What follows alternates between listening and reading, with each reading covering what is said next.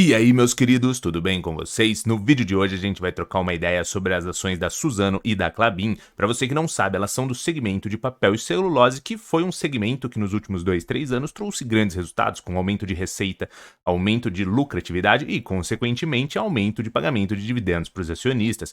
Muitos investidores gostam desse segmento por conta até desses recentes pagamentos de dividendos e acabam ficando na dúvida sobre qual delas talvez seja melhor operando o segmento. No vídeo de hoje a gente vai trocar uma ideia sobre os indicadores fundamentalistas de ambas as duas e ver se talvez alguma delas é melhor do que a outra. O que a gente conseguiria extrair desses indicadores? É claro que nada do que for dito aqui vai ser uma recomendação de investimentos, mas se você já curtiu a ideia desse vídeo, senta o dedo aqui no like, se inscreve no canal, compartilha com a galera, dá essa força aí pra gente, pro canal crescer, bora lá!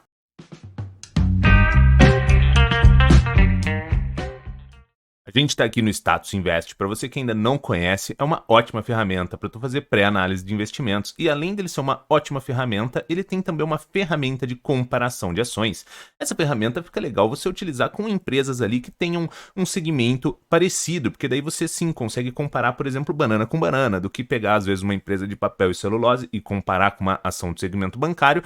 Você vai ter uma comparação ali, mas ela não vai ser uma comparação justa, porque elas são de segmentos diferentes. Então é mais legal quando você pega empresas do mesmo segmento para comparar. Então aqui eu coloquei a Suzano e a Klabin, eu coloquei alguns indicadores para a gente estar comparando e a gente consegue visualizar o seguinte, a própria ferramenta ela vai premiando com medalhas conforme os indicadores são atrativos, então a gente consegue visualizar aqui pela ferramenta, ela acha a Suzano muito mais atrativa do que a Klabin, com base nessas métricas que eu selecionei aqui. A Suzano ficaria com 8 medalhas de ouro e a Klabin com 2, mas vamos olhar uma a uma para a gente ver se de fato realmente faz sentido, se a Klabin realmente não vale a pena da gente estar olhando. Na questão aqui de dividend yield, a gente vê que a Klabin levou, porque ela teve um dividendo de 7,79, enquanto a Suzano apenas 5,16. O dividendo, para quem não sabe, é a parte do lucro que a empresa distribuiu para o acionista, pagou para ele.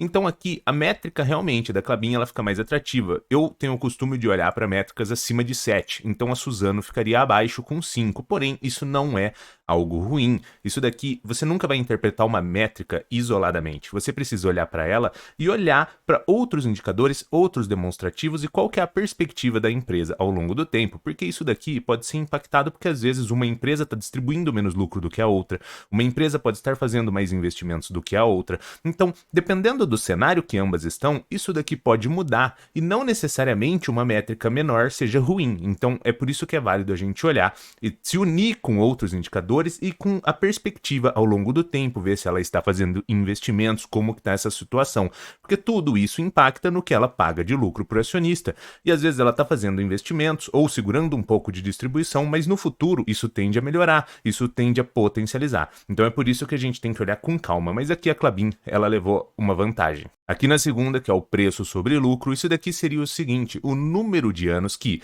caso a empresa mantivesse essas lucratividades e distribuísse a totalidade para o acionista, você receberia o retorno do seu investimento em dividendos. Então aqui no caso da Suzano, está em 3,46 anos, ou seja, algo próximo de 3 anos e meio, e o da Klabin, algo próximo de 4 anos e meio. Ambas as duas estão extremamente interessantes. Esse número aqui abaixo de 10, ele já é muito atrativo da gente estar olhando, e sempre lembrando de se unir com outros indicadores, outros demonstrativos. Mas ambas as duas estão com um resultado de PL, de preço-lucro, muito interessante e muito reduzido. Mas segura um pouquinho, porque no fim do vídeo eu vou estar comentando sobre uma situação e essa métrica aqui, ela pode ser distorcida por conta de um lucro que talvez ele não seja tão recorrente, um lucro que seja inflado por um certo período econômico. Então no final eu vou estar comentando sobre um tema, mas assim, a métrica está interessante, mas você tem que sempre saber que ela não é essa métrica, ela está essa métrica. Então, se os resultados mudam, se o lucro muda, se ele cai ou se torna a ter algum prejuízo em algum ano, essa métrica aqui, ela iria se distorcer. A parte do preço-valor patrimonial, essa daqui assusta muita gente, né? O pessoal gerou o costume de olhar para empresas que estão ali na casa de 1 de resultado de preço-valor patrimonial, ou tentar buscar empresas que estão com inferior a 1 para ter uma margem de segurança. Mas assim, esse indicador, ele ser acima de 1 ou abaixo de 1, isso não quer dizer que realmente seja uma empresa cara ou uma empresa barata, um risco ou uma segurança. Isso daqui é o seguinte, para quem não entende esse indicador, digamos que a empresa tenha de patrimônio R$ 100. aqui nesse caso, para Suzano, você estaria pagando R$ 226 e para Klabin R$ 273, ou seja, você está pagando mais pelo que ela tem de patrimônio. Imagina um tênis de R$ 100 e você está comprando ele por 226, ou no caso da Klabin, pagando 273. Então você está comprando sim acima do valor de patrimônio. Mas essa questão do valor de patrimônio é uma segurança extra por trás de todo esse processo. Por quê? A empresa, ela é capaz de gerar tanto caixa, gerar tanta lucratividade, que ela consegue fazer pagamentos extremamente superiores aos acionistas. Então, se você ficar se apegando apenas a essa questão do preço, valor patrimonial, você acaba se desapegando de outras questões. Por isso que a gente sempre fala, não olhe o indicador isoladamente. Olhe outras coisas. Às vezes a geração de caixa e a distribuição de lucros é tão superior que vai fazer sentido que você invista nela, apesar de o preço-lucro estar acima de 1. Por quê? Você ainda vai estar sendo remunerado em uma quantia extremamente interessante e justa. E essa questão do preço-valor patrimonial é apenas uma questão ali de segurança por trás para num cenário extremamente complexo, você sabe que ela tem um patrimônio ali para estar honrando com essa situação. Essa próxima, que é o EV/EBITDA, é o seguinte: o EV é o valor da empresa que ela está sendo trabalhada e o EBITDA é uma estimativa de geração de caixa. Ele não é a geração de caixa de fato, mas ele é uma estimativa de qual seria a geração de caixa operacional da empresa. Então aqui ele está falando que com a estimativa de geração de caixa da empresa, ela seria capaz de se autorrecomprar em uma casa de tempo de 4 anos e meio e a Klabin em algo próximo de 5 anos, que também seria muito reduzido. Aqui na parte dos indicadores de eficiência, a margem bruta de ambas ela é bem similar, tanto para Suzano na casa de 49, quanto para Klabin na casa de 51, extremamente interessante. Na margem líquida, a gente já consegue visualizar que pelo indicador, a Suzano acaba operando melhor essa questão de margem do que a Klabin. Mas é válido a gente lembrar que isso tudo é referente a um histórico do passado e não necessariamente isso tenda a se repetir e a se replicar ao longo do tempo. Então é por isso que você tem que acompanhar. Você nunca olha isoladamente apenas um resultado ou um indicador. É por isso que você, investidor, quando você decide que quer investir, que quer ser sócio, que quer ser parceiro de uma ação, você precisa sim acompanhar os resultados, acompanhar todo esse processo que a empresa vai gerando ao longo do tempo. Na parte aqui de endividamento, ambas as duas, na questão de dívida líquida sobre EBITDA, ambas as duas estão ok, Suzano na casa de 2,17 e Klabin na casa de 2,36. Isso daqui acima de 3 acaba ficando assim um sinal de alerta. Para baixo é controlável. E aqui você tem que entender o seguinte: o EBITDA lá a gente viu que é o quê? A estimativa de geração de caixa operacional da empresa. Então aqui ele está falando para a gente o seguinte: quando a gente pegar a dívida bruta da empresa, tirar o que ela tem ali disponível no banco, no caixa e etc., a gente vai ter uma dívida líquida. Que essa dívida líquida aqui a gente consegue estar pagando, no caso da Suzano, com 2 anos de estimativa de geração de caixa operacional, a gente pagaria essa dívida, e para Klabin um pouquinho a mais ali também na casa de 2,36. Ou seja, é uma métrica controlada e mostra o potencial que a empresa tem de, com base na sua geração de caixa, na sua estimativa de geração de caixa operacional, de estar honrando com essas dívidas.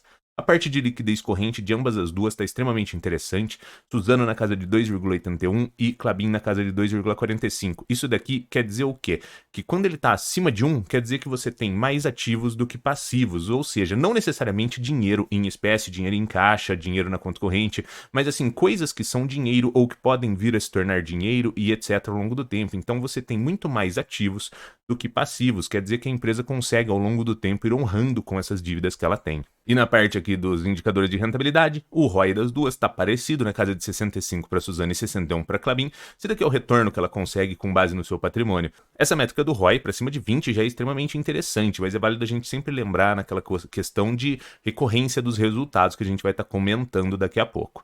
E a parte do ROIC, 15,82 para Suzano e 14,36 para Klabin. Esse daqui também é interessante porque é o patrimônio mais dívida e ela consegue ter um retorno sobre os investimentos que ela faz, colocando a dívida junto ali, ela tem um rendimento que ele se não for superior, ele é similar ao custo de captação de dívida. E ainda que as empresas, você tem que lembrar o seguinte: quando ela toma um empréstimo, ela vai ter uns juros ali naquele processo. E esses juros, ele vai ser abatido dentro do resultado, porque ele vai entrar como uma despesa. Então, assim, às vezes, esse retorno aqui está similar ao custo de captação no momento ali que ela consegue tomar um recurso para poder fazer investimento, só que esse custo de dívida, ele se torna tecnicamente meio que 1/3 mais barato. Por quê? Como esses juros ele vai para o resultado e você vai deixar de pagar imposto de renda e contribuição social sobre ele, então você meio que tem esse ganho. Então, se você fizer um custo de empréstimo ajustado com base nisso, ainda assim você fica com uma métrica superior. O que eu disse para vocês que a gente ia trocar uma ideia é o seguinte: